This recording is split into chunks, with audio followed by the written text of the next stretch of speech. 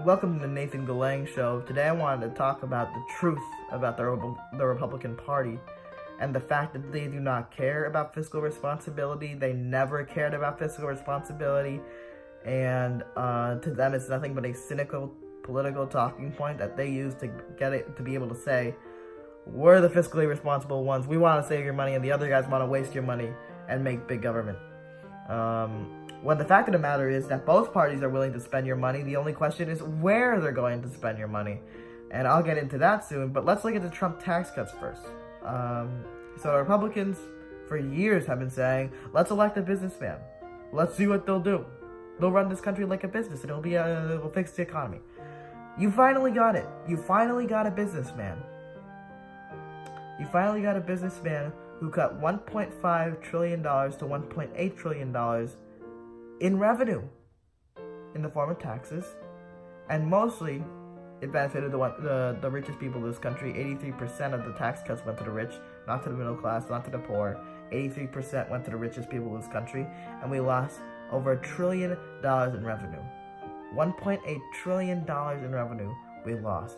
I do not know a single country that would be in debt. Excuse me. I do not know a single company that would be in debt. $21 trillion in debt, nearing $22 trillion in debt, that would cut revenue. Now, one might assume when you cut revenue, you also cut spending, so it evens out. The Republican Party has not done that. Nearly right after the tax cuts, we added around $100 billion, I believe, either $60 billion to $100 billion to the military budget, to the already largest military budget in the world, in the snap of a finger. $100 billion in the snap of a finger. Just like that. That's not fiscally responsible. Not to mention the fact that in this year, the deficit doubled. The White House Office of Management and Budget announced that. So we have a double deficit. We have more spending on the largest military in the world, which no military can compare with. None at all. None at all. Not even China. Not even Russia. When it comes to spending. That's our situation right now. And that's the situation in the Republican Party.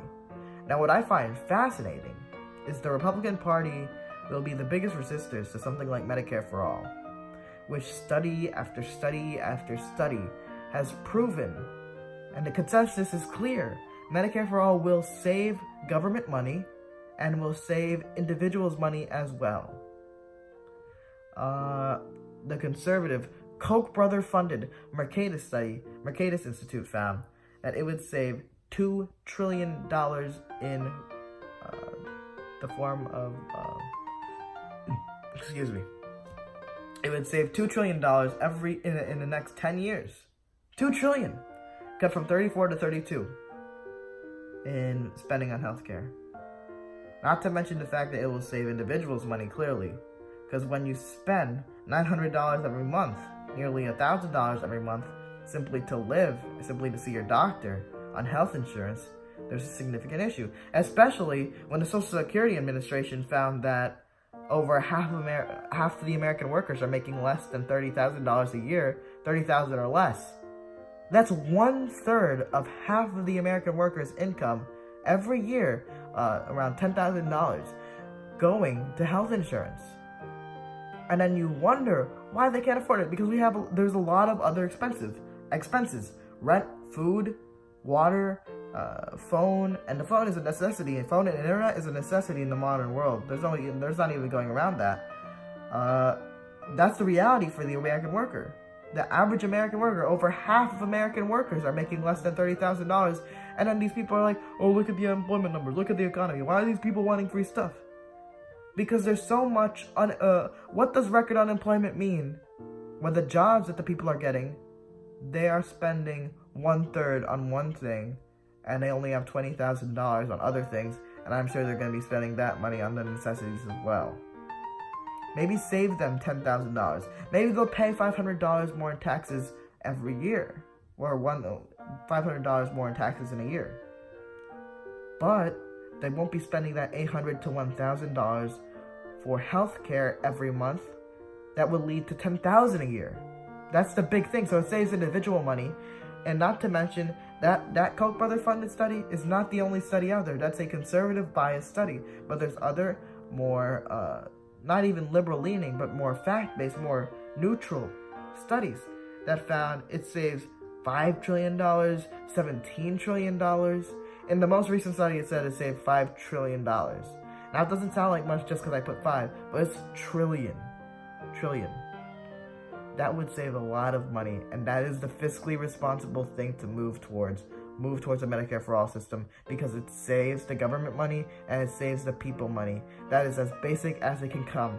Are you willing to save people money, or do you want to rather support your donors in the insurance industry and the pharmaceutical industry? That's the question that's clear. And that's why you see establishment Democrats and corporate Democrats not supporting Medicare for All. That's why Cory Booker did not support Bernie Sanders' legislation to bring cheaper medicine from Canada into the United States, because they take money. And that's a topic for another time. But what the point being made here is that politicians, mostly Republicans, but politicians in general, they will talk a big game about anything, but when push comes to shove, check their record. In the case of these Republicans, they talk a lot about fiscal responsibility, yet they lower revenue, increase spending, double the deficit, and refuse to support policies that save money. The Trump's tax cuts, they cost $1.5 to $1.8 trillion. You know how much it costs to completely erase all student loan debt in the United States for 44 million Americans? It costs $1.4 trillion. Now, I'm not saying go support it. It seems like a lot to me. My main priorities are expanding healthcare and expanding education, getting free college instead of worrying about student loan debt, free public college, just like how we have free public schools from elementary to high school, expanded to college so people can get prepared for the real world and prepared for jobs. And that's my main 2 priorities. So, but I'm still open to erasing student loan debt or moving towards erasing student loan debt, because guess what? It costs less money than Republican tax cuts.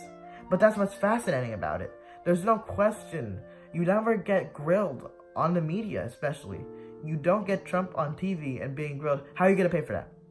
You're going to spend $1.5 to $1.8 trillion. How are you going to pay for that? You're going to spend $20 billion on a wall. How are you going to pay for that?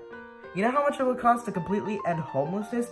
Much cheaper than to erase student debt. It would cost, according to studies, $21 billion. And Trump's wall cost $20 billion. Now, he's saying it cost $5 billion. It was Fox News and other media sources that said it was $25 billion. Was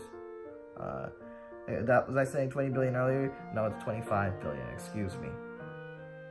Now, ending homelessness costs $21 billion. It's the fiscally... now, if you consider spending more money not fiscally irresponsible, okay, I get that, but I believe it's fiscally irresponsible to spend $25 billion on a worthless wall when tunnels will be dug under it, there'll be other methods to go around it, over it.